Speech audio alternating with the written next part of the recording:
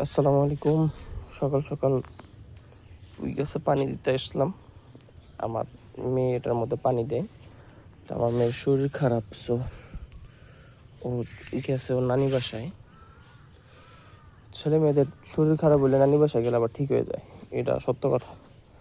আমার মেয়ের না দেখলে আমি বুঝতাম না। তো এই ফাঁকে আমার গাছের কিছু আম দেখাই।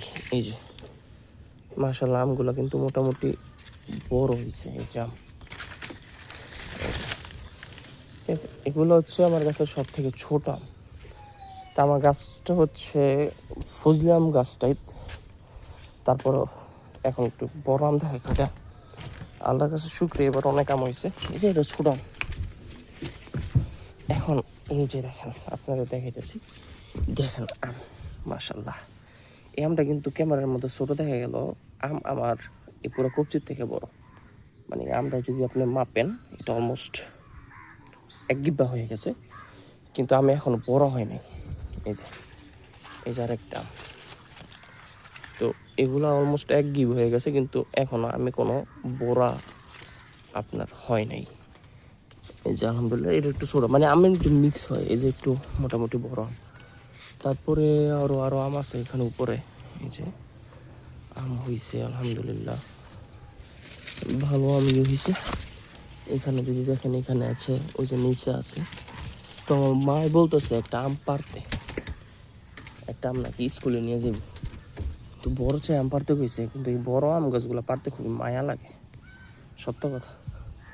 এই বড় যে আম গাছ, এগুলো আমগুলা, বড় আম সরি, এগুলো পারতে অনেক মায়া লাগে। তো কিছু করার নেই, যেহেতু বলছে এটা পারতে পারি, রিজিক যদি না থাকে কি করার। কিন্তু অনেক বড় আম এটা, আরও মোটা হবে, আরও বড় হবে, আরও দ্বিগুণ হবে আমটা আর কি। এটা তো ছোট, আরও বড় হবে। হ্যাঁ, এটার সাথে আমাদের ডাব গাছের ডাবগুলোও দেখা দিই। এই যে আমাদের ডাব গাছে, এই যে ডাব হয়েছে কয়টা, হোক বা একবারে ছোটো, যাক বাই দ্য ওয়ে। এই বড় আম দুইটা পারতাম না, একটু মিডিয়াম সাইজের আম পারবো। কিন্তু আমার মা, আমি জানি যে আমার মা এটা মানুষরা দেখাইব, আমরা দেখাইব।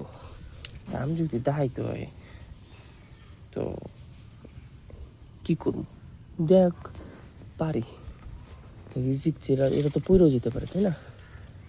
তো বড় আমটাই পারি। বিসমিল্লাহির রহমানির রহিম।